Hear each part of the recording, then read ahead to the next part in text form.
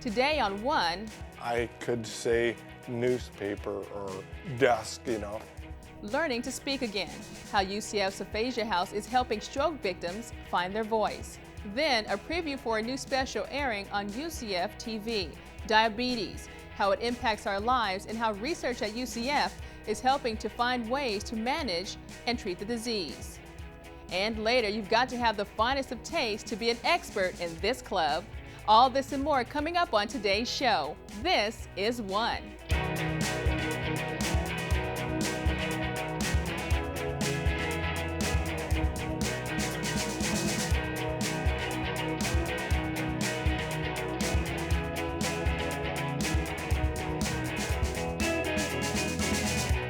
Hi, and welcome to One. I'm Chandrea Thomas. This show is about UCF and how we are one with the community. Today, you'll see how research in Central Florida is helping to find treatments for diabetics. But first, we start with a story about speech therapy and how it's changing the lives of those who have lost their ability to speak. UCF researchers at the Aphasia House are helping stroke patients relearn how to talk and read. Alicia Callanan-Mandigo shows us how. Yeah, watching Dad. You can also listen to him. Okay, ready? The paint spilled everywhere. This is Aphasia House. It's an innovative speech therapy program for stroke victims who have lost their ability to communicate. Patients and family members are reporting startling results. Roman Nemec spent the 5 years following his stroke unable to say anything except yes and no. Previous to Aphasia House, I could say newspaper or desk, that kind of thing. Then I went to Aphasia House, and the whole thing, perfect. I think I'm gonna take this and put it over there.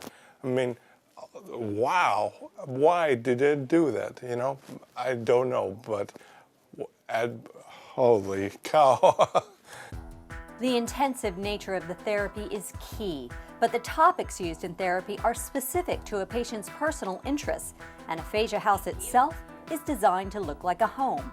Familiar settings and familiar subject matter seem to play a big role in what goes on here. Just like the hallways in an old home, Aphasia House is teeming with stories. Richard had his stroke in October of 2008, and we ran the aphasia gamut. In the first week, I was in a state of shock. This intense therapy has made him come out of his shell. We are in our fourth week, our beginning of our fifth week, and it is amazing to me.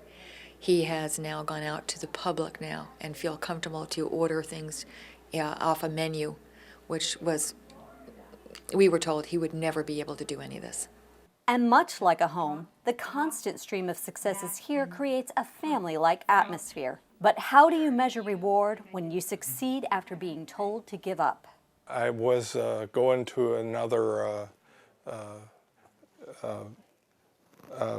leg and arm and speech. And the lady that was speech, let's say 3 months or 4 months, and then she said, you know what, you guys you can't be fixed. Man, I said, I don't believe it. The folks at Aphasia House didn't believe it either. UCF has the only intensive program for people with aphasia in Central Florida. You can visit UCFSpeechLanguageTherapy.com to learn more about the program.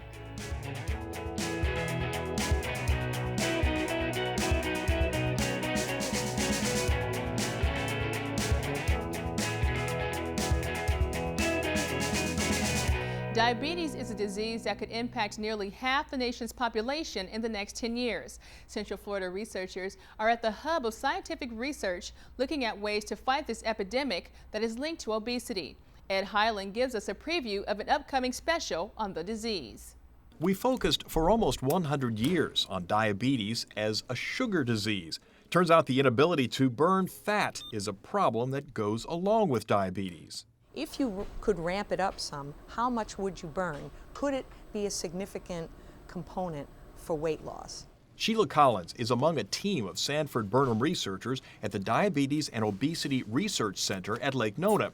Turns out there are different kinds of fat, brown and white, with the brown variety able to burn energy like crazy and regulate the body's production of insulin. If you can do that. I think type 2 diabetes, for the most part, is a completely preventable disease. But much work remains. And there's been a lot of interest in finding the gene.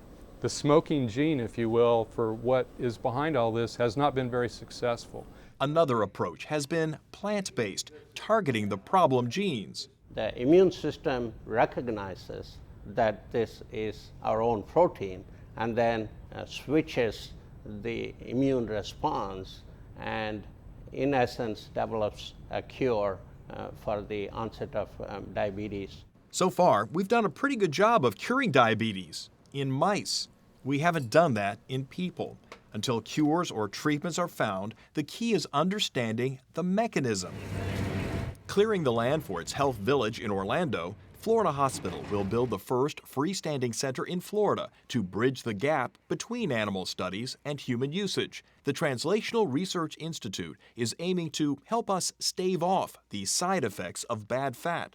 We now know that fat makes a variety of different hormones. Some are good, some are bad, that can lead to cardiovascular disease, an increase in risk of cancer, and so on. 12. Prevention, like this first-of-its-kind initiative called Healthy 100 Kids, is the best medicine until cures or treatments are found. Here, entire families gain better access to health and wellness experts. The part that's really fun about it is that you're getting healthy and that you can be living till you're 100. For one, I'm Ed Highland.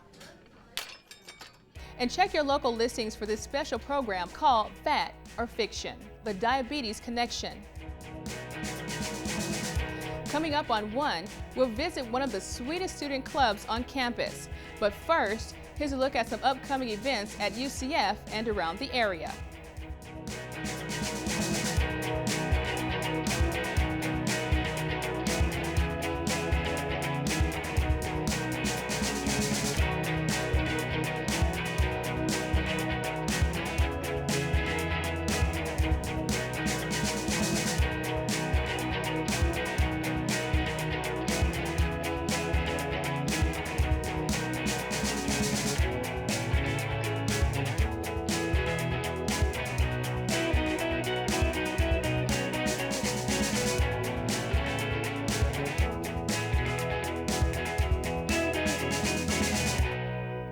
There are hundreds of student clubs on campus, but only one is designed for the true chocolate connoisseur. I had a chance to catch up with UCF's chocolate club and found that this was one deal that was too sweet to pass up. Dark chocolate, milk chocolate, white chocolate, which is actually cocoa butter. Blaze Burt has a sweet tooth, and so does everyone else who showed up at the chocolate club's truffle workshop inside the student union. I think a lot of people are very passionate about eating chocolate, and from there, some of them are more passionate about its different uses, and some just like to have a piece of chocolate now and then.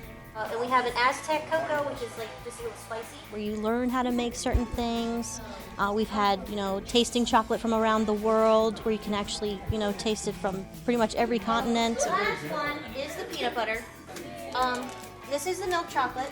The club has been serving up chocolatey goodness to UCF students since 2003. Chocolate, history, you'll learn about how to make it. Maybe you never thought you could make a truffle, but, just us showing you how simple it is, you could find a new favorite hobby. The same thing that people normally tell me whenever they find out I'm in chocolate club is just, oh my gosh, we have a chocolate club? What's it about? It's not academic, so it kind of gives you that escape. I use a tempering machine, but you can just do it with a double boiler. You can even do it if you have a metal bowl. There's more to this group than just eating and making chocolate. Every year, student government sponsors a trip to the International Chocolate Show in New York. Students get a glimpse into both the business and artistic side of chocolate. The first night, they have this chocolate fashion show, and these artists make actual gowns out of chocolate, and then the models just walk down the runway. Basically, they explained different things about chocolate and did shows explaining its use and demonstrating, talked to a lot of famous chefs. So whether you're a chocolate connoisseur or amateur chef, the Chocolate Club will continue to grow and reach the masses on campus. It's a place where you can have fun, relax, meet new friends. They should definitely come because A, we love to have new people, and B, I've never met a person who can honestly say that they don't like any type of chocolate. The Chocolate Club has about 60 members. To learn more, log on to Facebook, keywords UCF Chocolate Club.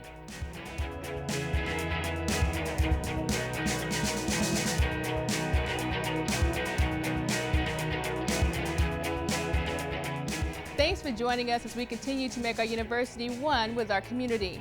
We'll leave you with a look at a recent exhibit sponsored by the UCF Women's Research Center featuring the iconic image of Barbie called The Subject of Devotion. We'll see you next time for an all-new edition of One.